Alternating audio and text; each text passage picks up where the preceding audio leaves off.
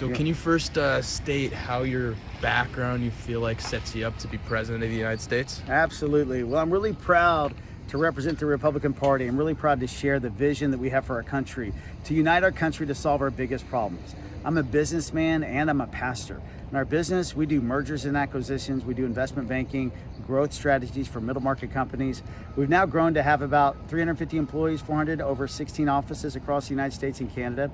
And so my background primarily is financial. It's understanding markets, the economy, and what interest rates do and how that impacts growth for organizations and our country. So that's my business background, and I really feel like that's what we need today. We actually have to steward our country financially, and we're not doing a good job. So I really want to have a roadmap to a balanced budget, and I think a businessman's approach to healthcare, to our economy, to a lean government is what we need.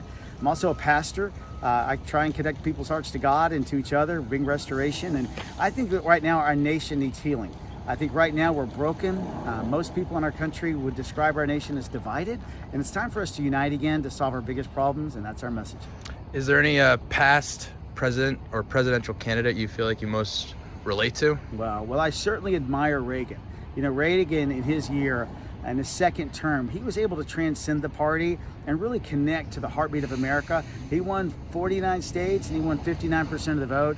I think it's time for us to do that as well. You know, we've got to stick to our principles as Republicans. We've got to fight for what we believe in, but I'm believing in how we connect to others as we start connecting to college students. 70% of college students voted for Joe Biden in the last election.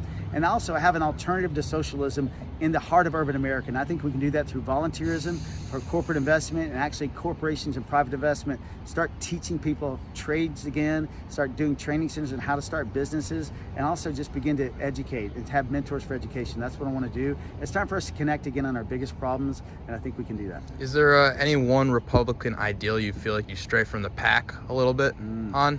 A couple. Balanced budget. You know, the Republicans have lost our message. Years ago, we used to be fiscal conservatives. We kind of diluted our messages over the years.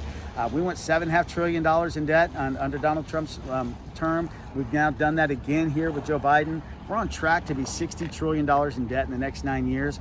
We're in trouble, and Republicans haven't led this way really since Reagan. In fact, we haven't balanced our budget in over 30 years. So I think it's time for everybody to mention that. We need to be on a roadmap to a balanced budget. I don't hear any of the leading candidates talking about that. A couple of them are, and I'm one of them, but it's time for us to get that message back. I'm also the only other one talking about how we need to de-socialize healthcare. It's already socialized today. It's not a single-payer system, but it's the only thing we don't ask how much it costs when we go in. And I want to change that, and I think I'm the only one talking about that right now. And how do you plan to win Iowans' vote? Iowans, I want to connect to the heart of Iowa. In fact, Iowa's so important to us. First of all, I love Iowa. I love everything you're doing. Governor Reynolds and the entire leadership, Jeff Kaufman, everybody's done such a great job. All the legislators, congressmen have done wonderful. In fact, Iowa is a bright, shining lamp, I think, for the rest of the nation to follow. And so here I am in the heartbeat of Iowa. I've done over 50 meetings already right here in Iowa. We probably have another 50 scheduled in this next month. And we are just going to be connecting to people about what our message is. What does it mean to be Republican?